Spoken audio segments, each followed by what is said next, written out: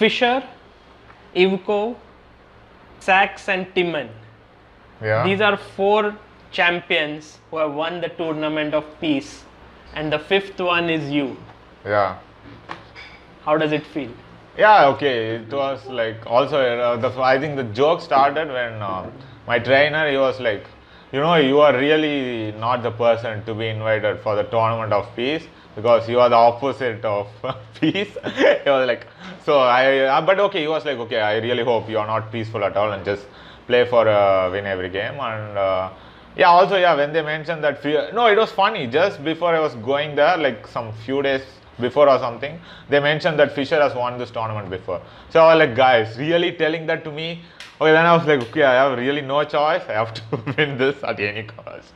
So it's like when someone says Fischer has won it before, Yeah. you get motivated. Yeah, Fischer, yeah, many, but Fischer has been already like 2 tournaments in this year. I have won when it was like related to Fischer, yeah. Which ones? For Reykjavik, yeah, and because that was his final resting place, and not sure, final, yeah? Yes. Yeah. And then also, this year was renamed even as Fischer Memorial instead of Reykjavik Open, So this tournament of peace, how did it begin? How were you invited, and what did you think about the field? Yeah, actually, like every tournament I have this thing of dedicating to someone and this tournament I have to dedicate it to Vidit because he was, I think, the one who was invited, but he could not play. I think now, I think it's because of Tata Steel. I think they were clashing at the same time.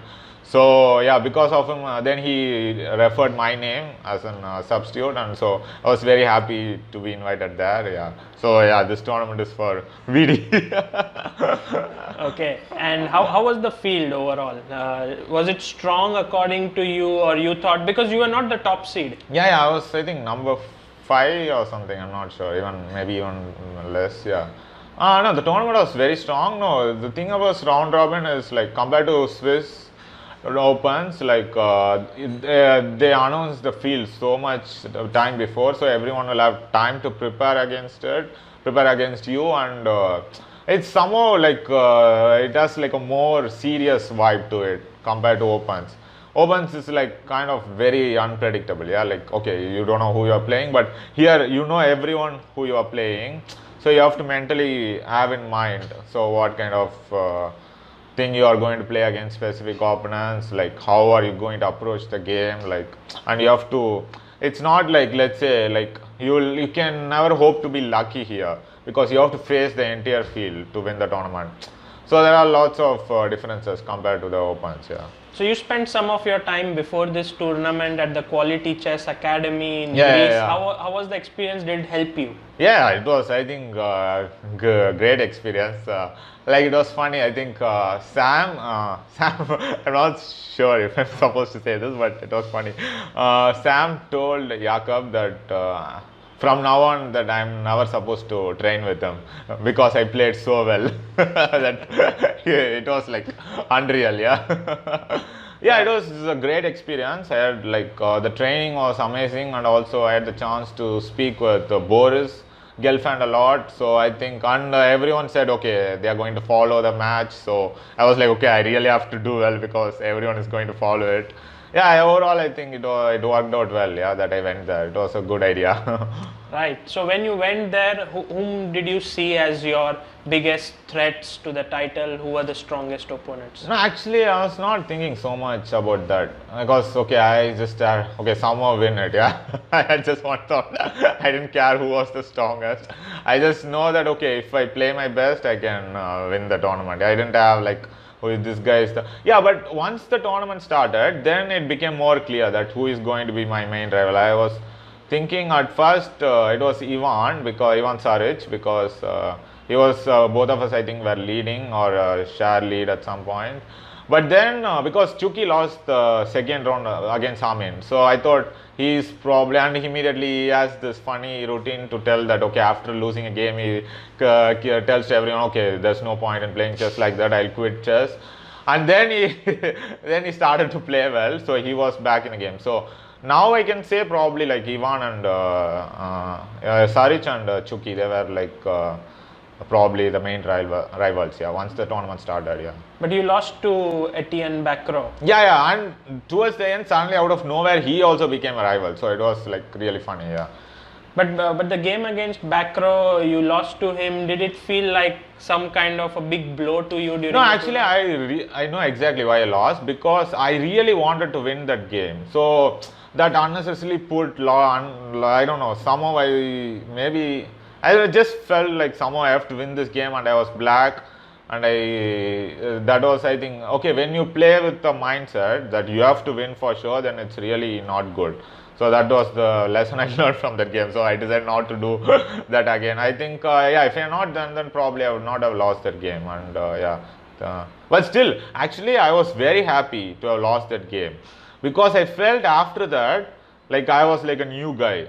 It was like I was reborn. So after that, I was like, okay, now I'm just going to play my chess, and somehow just things started coming my way, and it was very good. Yeah. This is very unique to you. Like after a loss, we see a better version of you, not a worse one.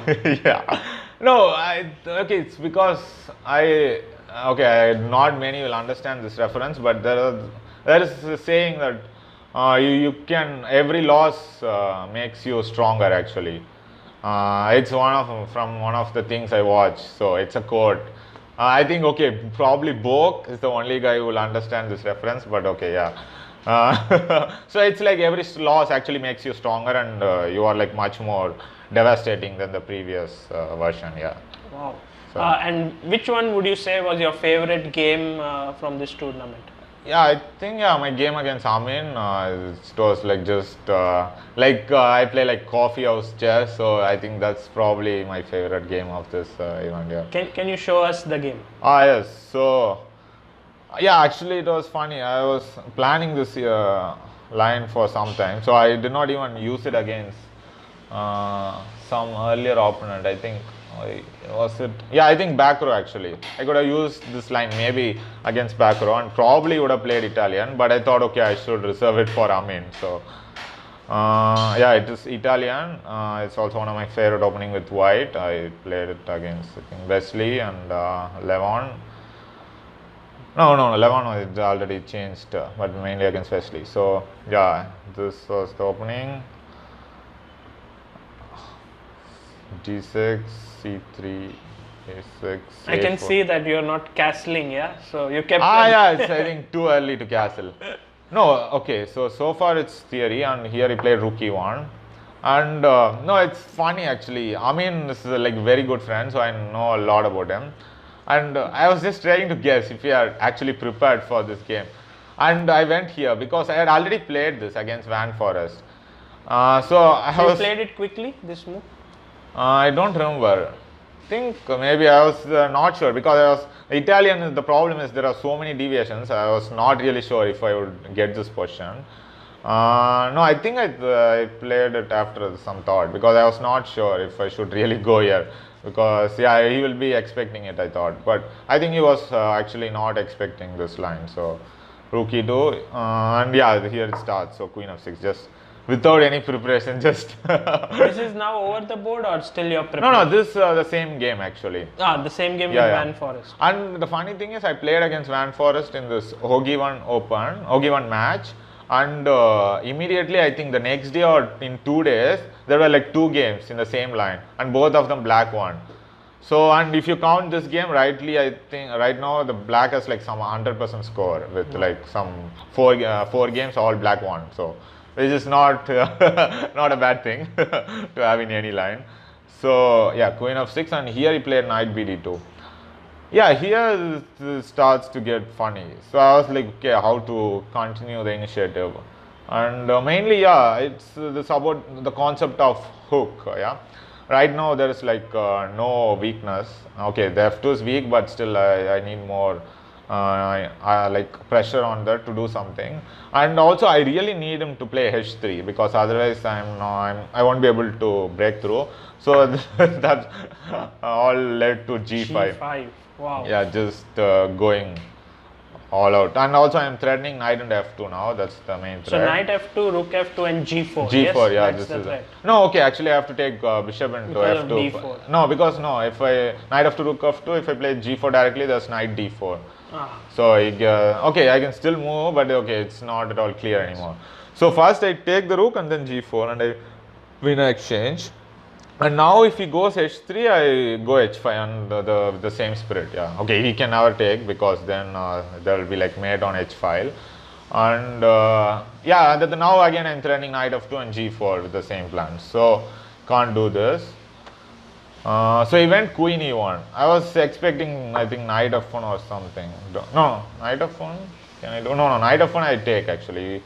I think d4 was what I was expecting or something. So, but he went queen e1.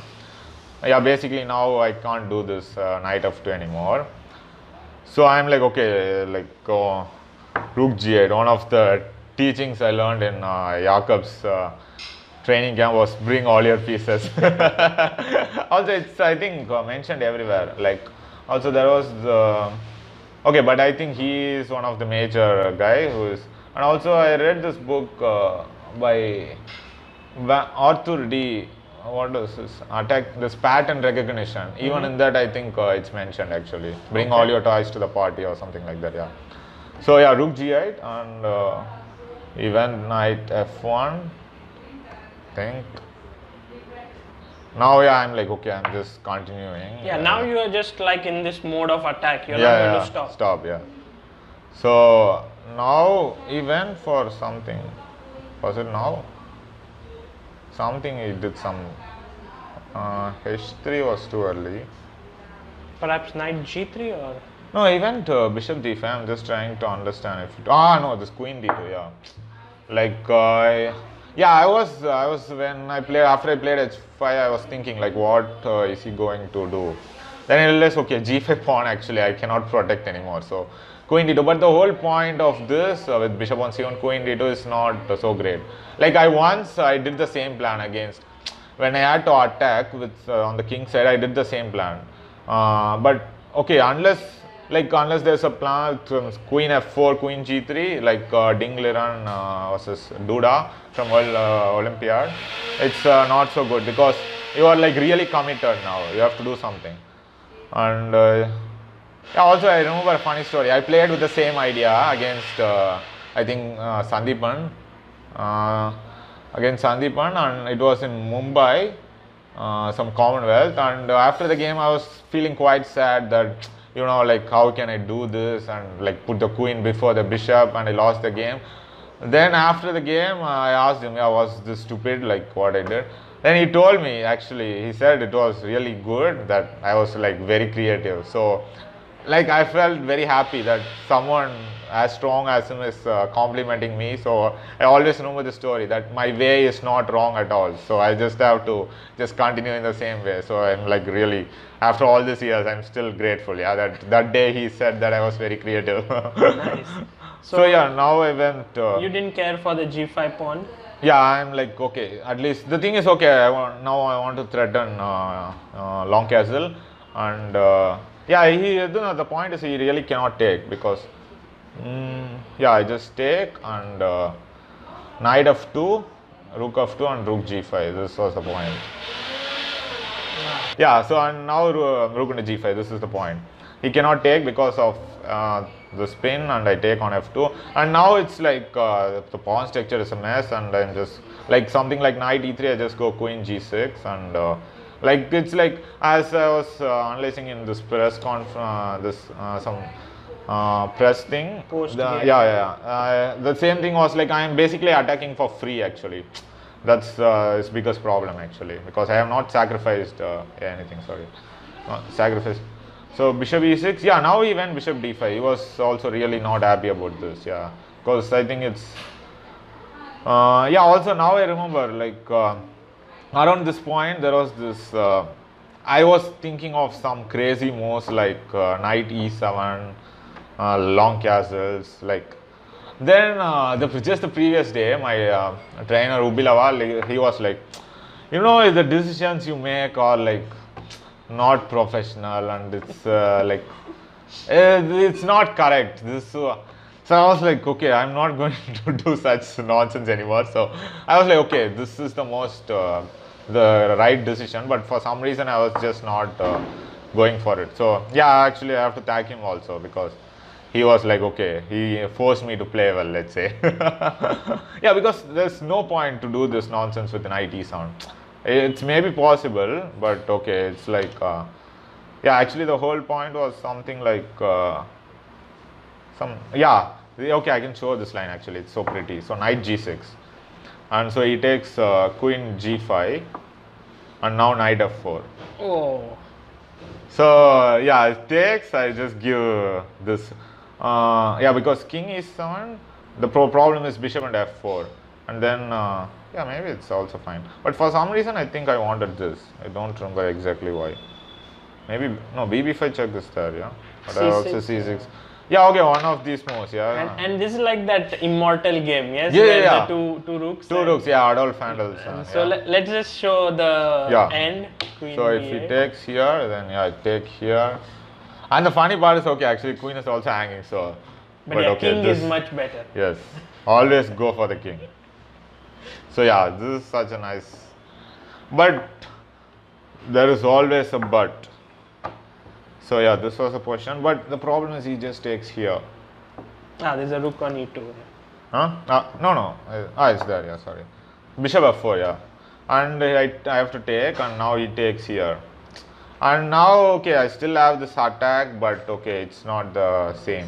Because he already has 2 pawns, and this was not at all needed. So you resisted the temptation to go last my trainer said I have to take more responsible decisions. So I just took, because this, now that I think about it, it's like so natural. Because now the knight has the square, and I have, the main thing is I have all the positional trumps and I'm still attacking. So he went, d4, and okay, I just, if you just see like all these two pieces are not playing, and okay, I'm just going for it.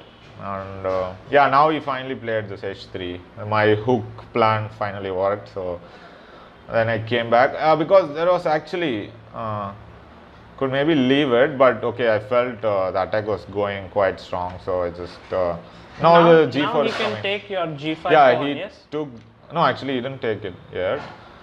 No, g5 if he takes, there was, I just take this pawn, I think.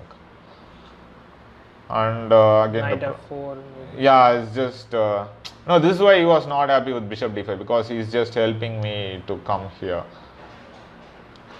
And now, he came knight g3. So like, okay, now again there were like many options, but I felt this was probably the easiest. No, but the problem is whenever he takes, this bishop opens up, so that's really not good for him. So he took here, and I'll just continue. Maybe this was the line he was counting on, and I think he missed this when he entered this line. After the game he said, okay, he missed many lines actually. So queen d3, and so if he takes, I can even take this first, and then it's just winning. The main line I had to see was queen d2, just going back, and I take this guy, and now he goes knight g3. The point is, okay, now queen attacked, and rook g3 he just takes back, and this piece is hanging. But now queen f5, very nice move. Now the problem is like I'm holding on to the piece. So if he moves, then I just come back, and it's not like double attack like before. So this he cannot do. So after knight h5 here he went back, and now just had to bring the last piece.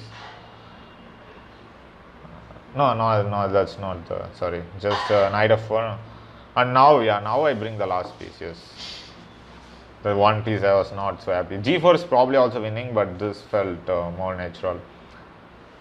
No, wait, sorry, he went here.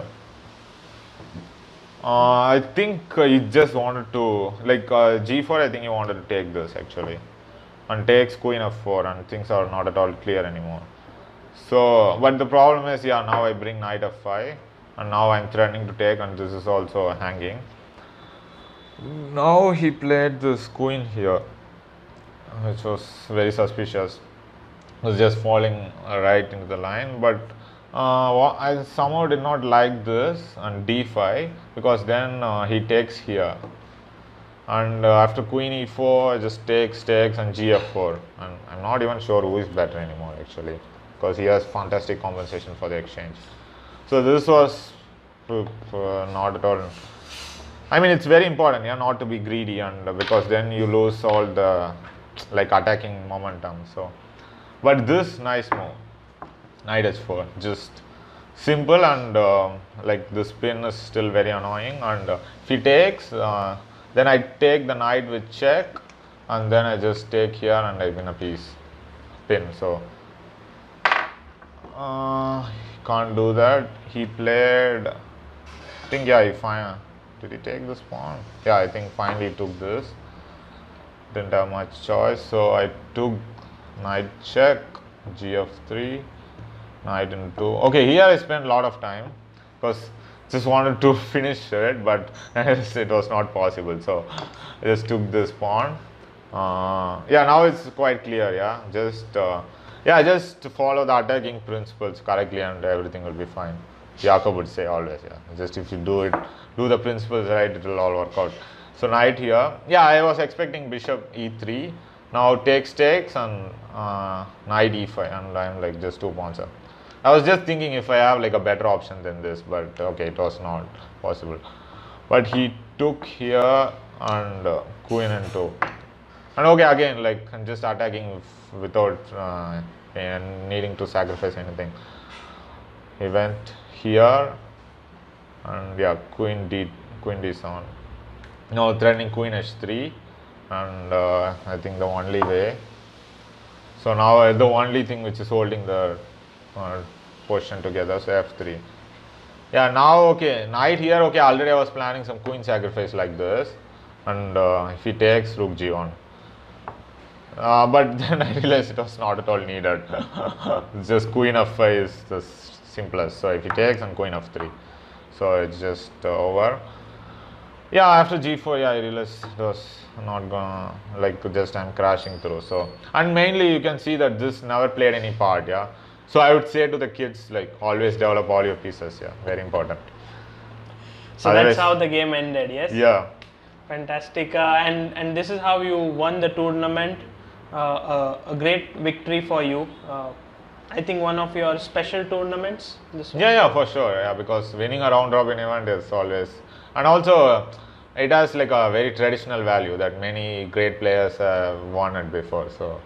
And now your rating is up to 2694, if I'm not wrong. 94.5. So yeah. Does that make it 9.5? I'm telling everyone 9.5. So. Yeah, maybe 2695. Yeah. So and if you would have won the last round, you would have crossed 2700. Yeah. I wanted to be greedy, and was trying. Okay, at the same time, I didn't want to ruin it, so I was like, okay, win would be great, of course, but at the same time, I didn't want to over push or anything. So, because I felt even a draw was sufficient for a tournament victory, unless Ivanchuk and Bacrot wins their game, actually. So, being the 5th Indian to cross 2700, how important is that for you? No, actually, for a long time, I was like, okay, I should not maybe care about it so much.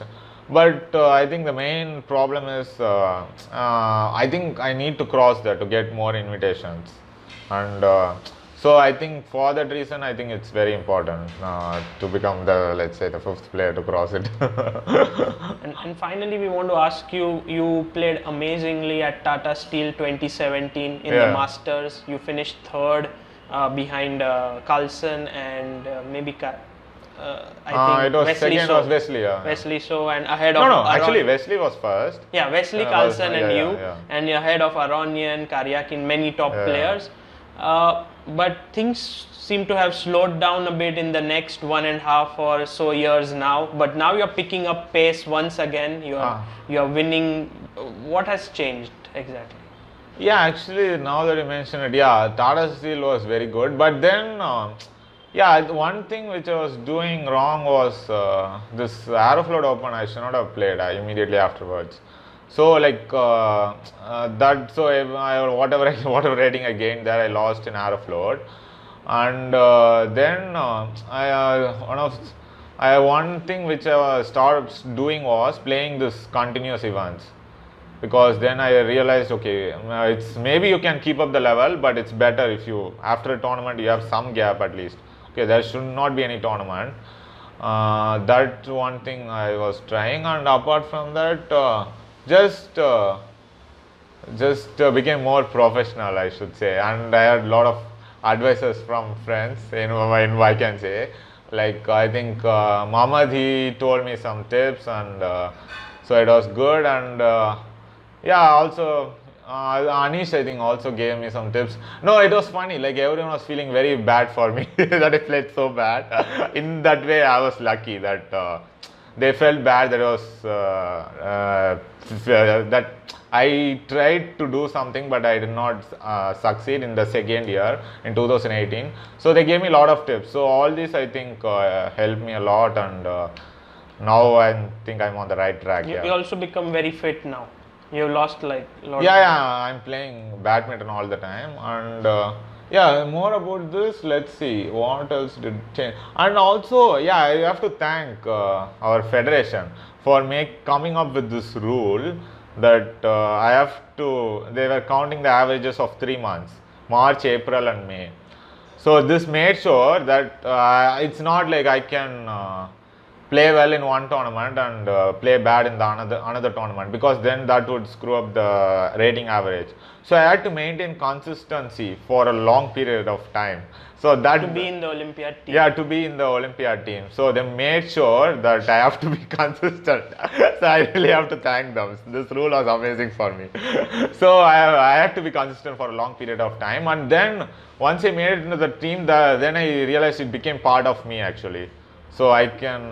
So then I was able to maintain it for even longer time. Yeah. So. Well, Adhiban, congratulations for this excellent victory, and we hope that you continue doing the same in the next events that you will play. Yeah. Thanks. Yeah.